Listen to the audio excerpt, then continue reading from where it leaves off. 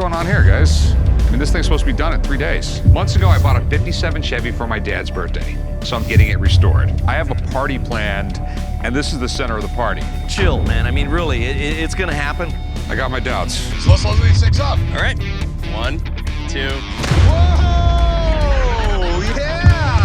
The episode kicks off with Rick absolutely roasting the old man's idea of a healthy breakfast. A vegetarian burrito? Apparently eggs, cheese, and potatoes magically qualify as nutrition royalty if you just skip the bacon. Rick isn't buying it for a second, and within no time, the trash talk shifts from food to who actually runs the shop. That's when Pops throws down a $50 challenge. And you think that's healthy?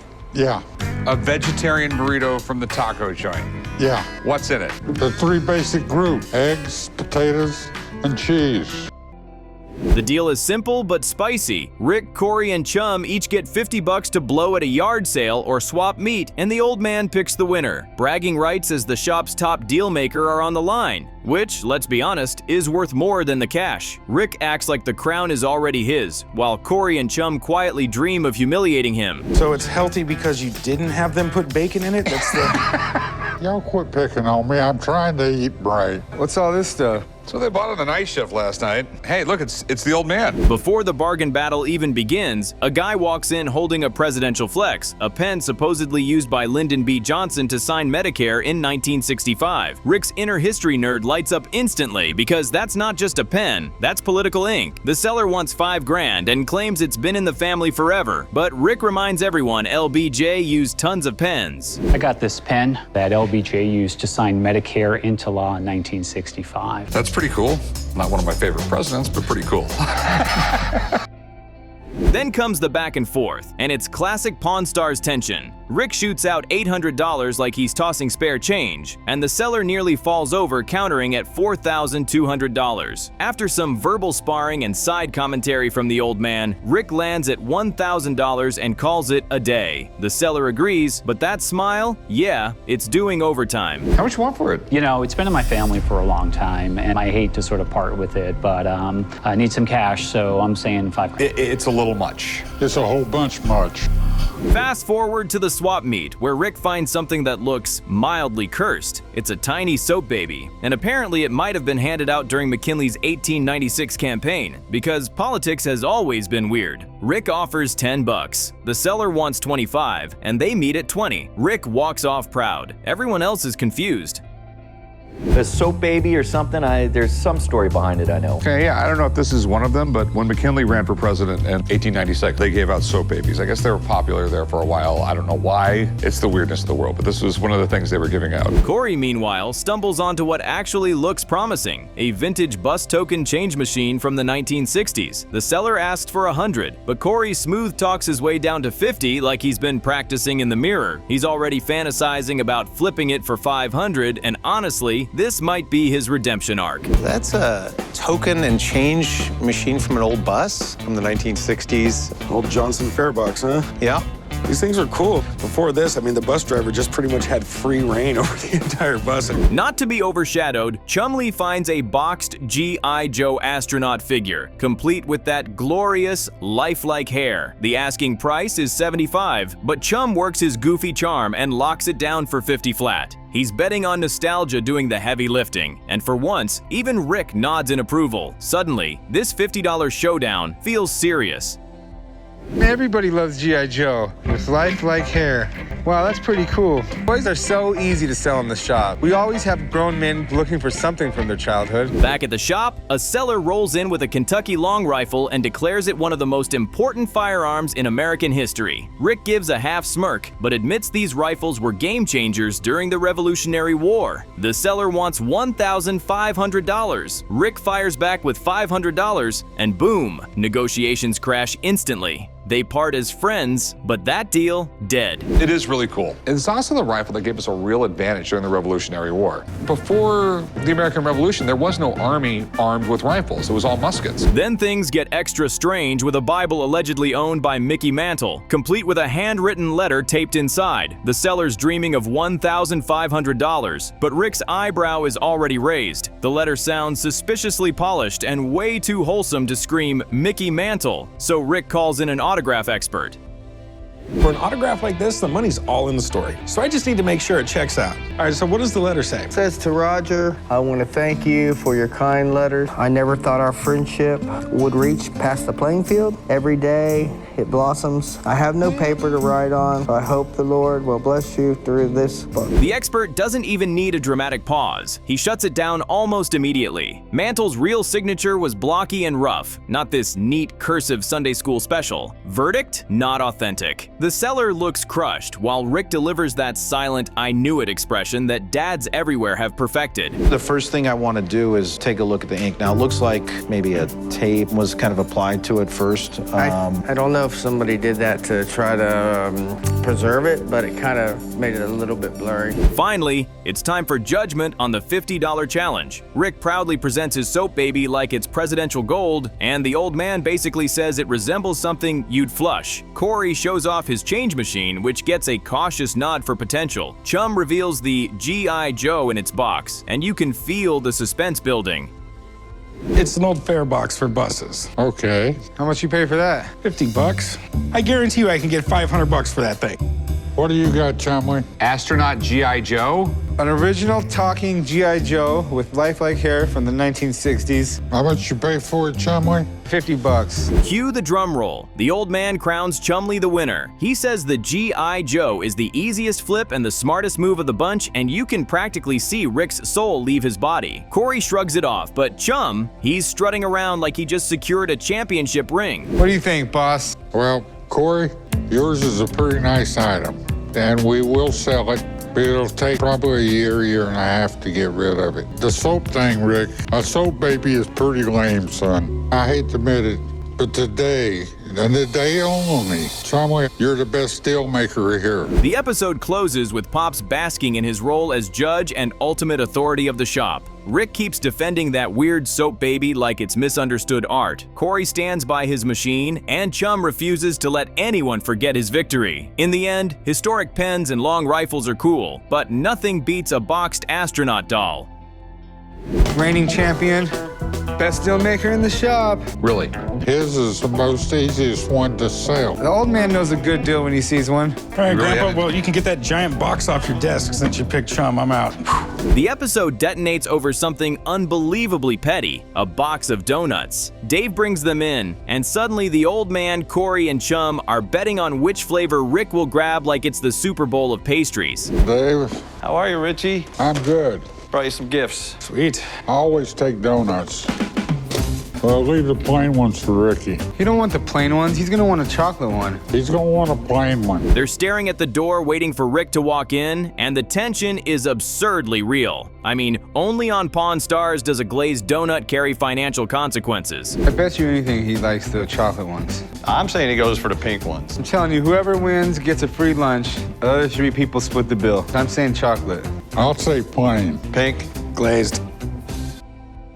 Rick walks in and instantly smells a setup. Instead of picking a donut, he accuses them of possibly loading it with laxatives. Sir, this is breakfast, not a crime scene. Well, I'm gonna eat the white one. And I'll take the maple. Well, that's taking one for him to choose from, David. You're messing up the odds here. Put it back. Oh. Just leave him there until he takes one. I want a donut. Send someone to the store to get you donuts. This is money riding on this. You can see the paranoia all over his face, and it's hilarious. The man negotiates million-dollar items but won't risk a sprinkle. Screw you, Corey. I'm gonna eat a white donut. Just eat a donut, Grandpa. Eat 10. Good donut. Then a seller brings in a test piece from Howard Hughes Spruce Goose, and now we're talking serious history. The seller wants $10,000, and Rick's inner aviation nerd immediately clocks in for duty. This was an incredible feat of engineering. Absolutely. It was World War II, and the government wanted to know if you could build a large airplane out of non-strategic materials. Right. Not aluminum. It was just in short supply. So then Howard Hughes came along and says, I can build one out of plywood. Rick explains how Hughes built the massive wooden plane during World War II because aluminum was scarce, and you can tell he's impressed. But without airtight paperwork, he's not throwing cash around just yet. How big is the Spruce Goose? It was, at that time, the largest plane ever built. The wingspan was bigger than a football field, 320 feet, something like that? Yes, correct. This thing was supposed to carry 750 troops or one tank. To settle it, Rick calls in Mark Hall Patton, who starts breaking down laminated wood and engineering specs like a professor mid-lecture. When he confirms it's authentic, the seller's face lights up like payday just arrived early. You know, the fact that you were able to recognize it when you saw it at the garage sale, that's pretty good, because somebody will look at it and it's in Dad's stuff. Dad passes away and it's like, I don't know why he's got that. Right. And it goes in the trash. And then Rick drops the offer, $200. The seller looks like someone just unplugged his dream mid-sentence. Talk about a brutal reality check. I think Mark answered all the questions I need to know. Unless he wants to tell me how much it's worth. No, that you'll never get out of me, you know that. The test piece is an interesting piece. It's kind of nice to see it because it shows how much work went into creating this airplane. Back to the donut drama because apparently we're not done. The guys keep pushing Rick to choose one, and he refuses like it's a matter of honor. All right, look, we have a bet on which kind of donut you would pick. It's something that silly. Pick a damn donut. You guys are down to betting on that? Just pick a donut. You know what?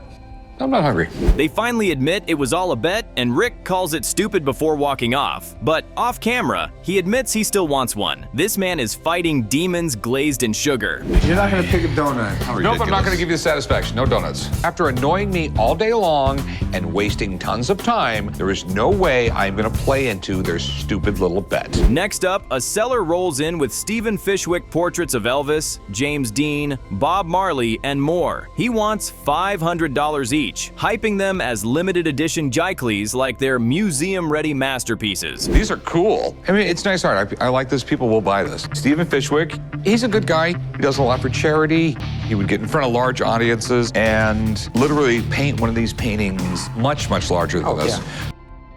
Rick calmly explains they're high-quality prints, not rare originals, and opens at $150 each. After some back-and-forth drama, they land at $215 per piece for 6, and both sides act like they won.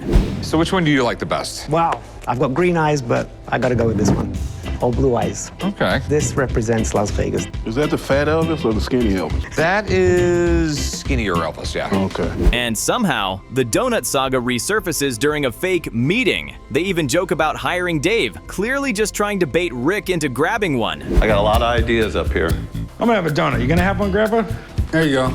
Sure, help yourself. I'm gonna get one too. All right, you guys are being weird. I don't know what the hell's going on, but it's stupid. Can we get back to work, please? Rick refuses again, muttering that he won't give them the satisfaction. I've never seen a grown man take such a principled stand against frosting. Look, I'm offended. We're having a meeting here. I got donuts for the meeting. There's no meeting because no one in their right mind would hire Davey, and I'm not eating a donut. Hey, Rick. Get back to work. I'm tired of the game, okay? You're being a grumpy old man. I'm not being a grumpy old man. I'm trying to run a damn business.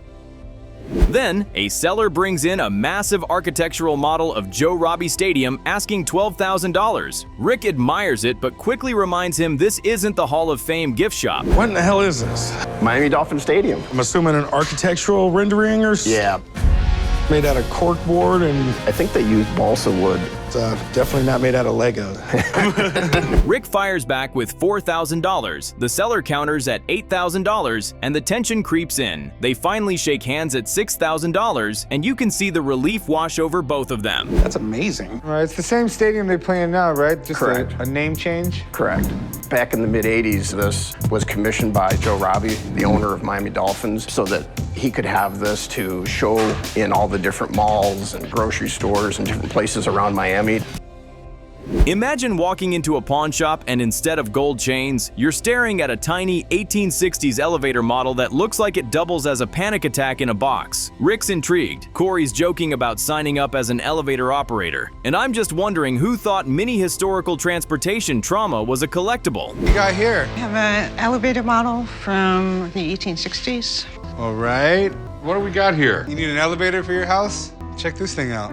cool. This probably was 1860s, early 1870s. An elevator operator was a profession. The seller confidently asks $4,000, and Rick immediately fires back with $2,000 like clockwork. After the classic back and forth, $3,500, $2,500, they land at $2,100, and you can practically see Rick mentally riding that elevator straight to Profit Town. How much you want for it? $4,000. I'll give you 2. You get all the money, I take all the risk, All right. $3,500.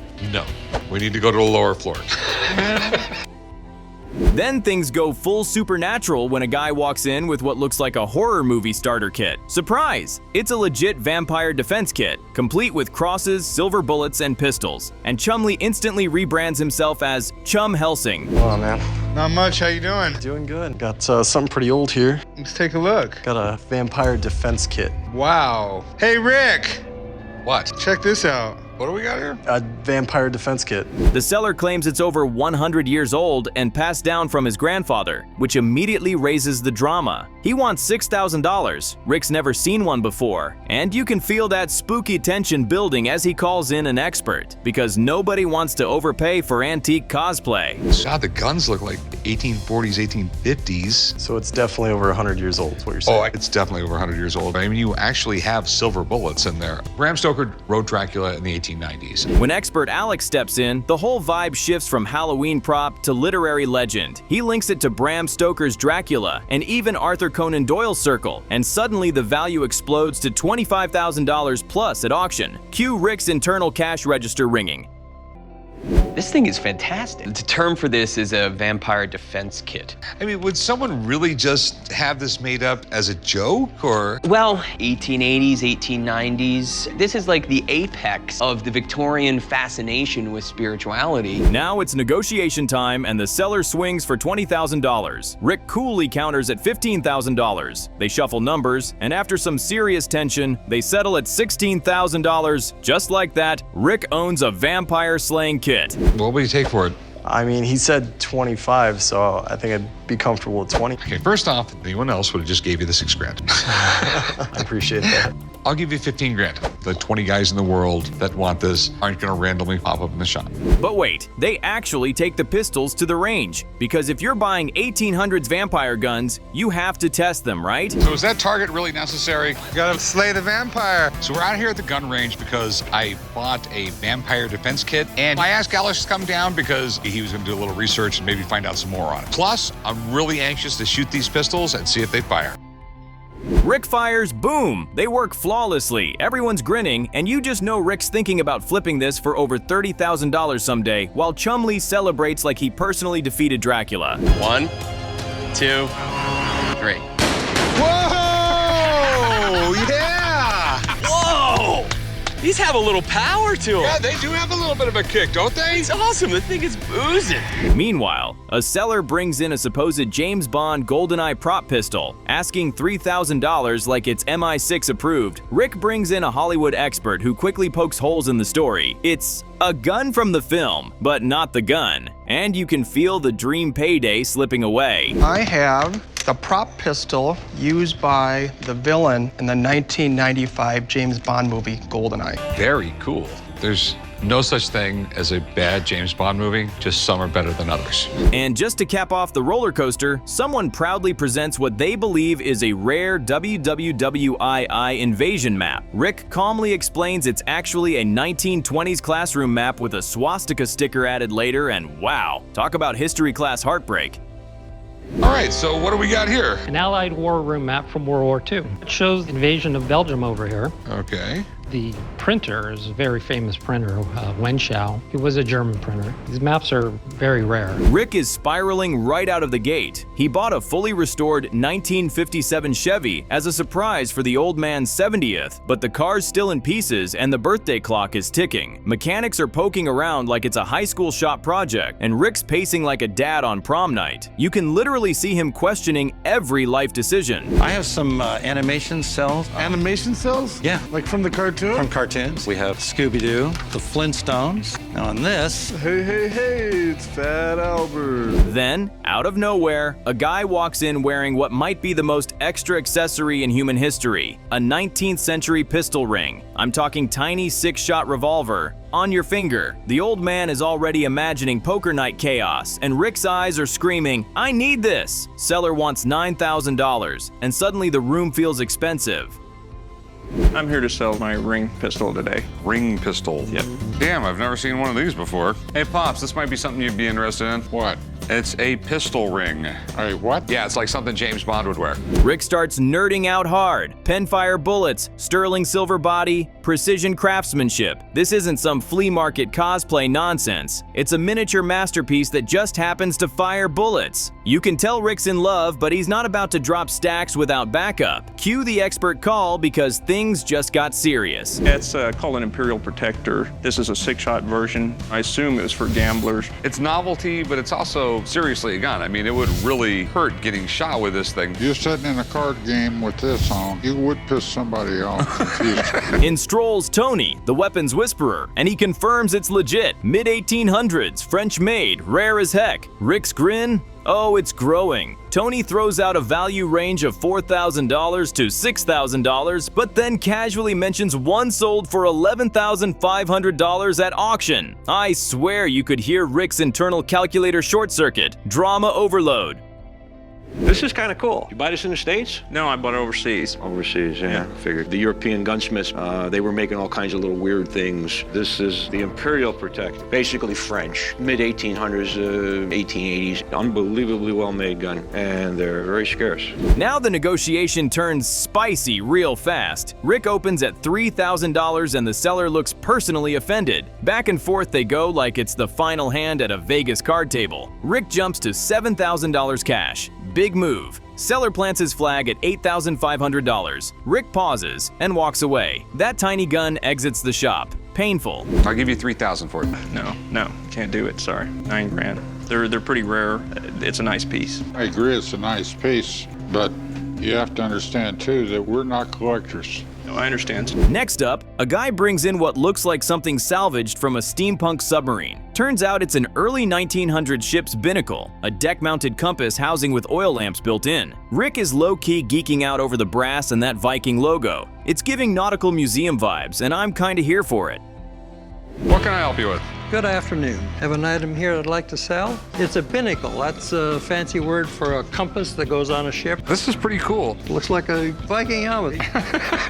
Seller wants $500, clearly hoping maritime nostalgia pays well. Rick counters with $300 like he always does. Calm, calculated, borderline disrespectful. The seller stands firm, talks up sailor demand, and pushes to $425. Rick hesitates, then folds. Deal made. That's a tidy little flip waiting to happen. It looks probably a little earlier than 1925 because they started making ships out of steel. So that's why I could more or less figure this was probably around 1900 and was on a wooden boat. Otherwise it would have magnets to compensate for the iron ships. The binnacle is basically the case that protects the compass. Then nostalgia hits like a Saturday morning cartoon marathon. A retired animation cell painter rolls in with original Scooby-Doo, Flintstones, and Fat Albert Cels. Corey's inner 8-year-old is doing backflips. These are hand-painted production pieces with original notes. Basically, cartoon history in plastic sheets. I can feel collectors foaming already. I have some animation cells. I was thinking you might be able to tell me what they'd be worth. Animation cells? Yeah. Like from the cartoon? From cartoons, yeah. I used to paint cartoons for a lot of the different companies. You're like my hero, man. I grew up watching cartoons. The seller asks $5,000, clearly valuing the memories. Corey? Ice cold. He counters at $1,500 like he's ordering off a dollar menu. The guy looks crushed, talks about blood, sweat, and years behind a paintbrush, and then he accepts. 50 original cells for $1,500. That's $30 each. That's not a deal. That's daylight robbery. This is the most important. These have never been seen except for today. That's amazing. Animation cells have become really popular with collectors, but I've never seen them with original instructions for the artist, which should make them sell at a premium. A Beatles ticket from Shea Stadium, 1966, casually lands on the counter next. Unused. My heart skips. Rick's intrigued. until he realizes it's from one of those mass-produced collector frames sold on TV in the 80s. Oof, the rarity just nosedived. Seller was dreaming of a romantic Paris trip. This is not looking like Eiffel Tower money. Hey, how can I help you? I have a unused Beatles ticket from Shea Stadium, 1966. You ever listen to the Beatles? They were a little past my time. Well, they weren't past your time. I mean, they were out in 1961, 62, and you were like 21, 22. Rick offers $175. The seller winces like he just stepped on a Lego. He pushes for $700. Ambitious, sir. Rick barely budges, finally inching to $180. That's it, deal done, but that Paris fantasy just downgraded to continental breakfast included. Heartbreaking stuff. This was one of the last times the Beatles performed live. It was the height of Beatlemania. I mean, this is definitely legit, but do you know where these were originally sold? The tickets? Well, no, I mean this whole plaque here. I'm really not sure. Now we circle back to Rick's big gamble, the '57 Chevy Surprise. He lures the old man out on a fake errand and then bam, reveals a glossy cherry red classic beauty. The old man freezes. You can literally see him processing it. For once, no sarcasm, just pure shock. I want this to be a big surprise, so I'm taking the old man out to lunch to throw him off track. How is it, Pops? It's outstanding. But on the way back to the shop, I'm going to tell him I need to pick something up at the counts. I cannot wait to see his face. Rick, there's some nice cars here. You could have got me one for my birthday. They walk him through the restoration. New framework, rust gone, roaring LS1 engine, flawless dash, fresh upholstery. The old man says, "I don't like it." Dramatic pause. I love it. And I'm not saying I teared up, but I absolutely did. That's teenage dream energy right there. You have no idea what a challenge this thing was to make a car look like this. Rick brought it over, and we worked together as two teams on this thing. What shape was it in when you got it? We ended up starting from total ground up. Rick jokes it'll never go over 45 miles per hour, but honestly, who cares? The old man fires up the engine, grinning like he's 17 again. All the chaos, all the stress, completely worth it. No cake needed, just horsepower and memories. Even Vegas's grumpiest grandpa couldn't hide that smile. Priceless. We tease the old man, but 70 is a big deal. But it kills me that this car will never go above 45 miles an hour. Hey, Count, crank her up. I want to hear it. You got it, sir.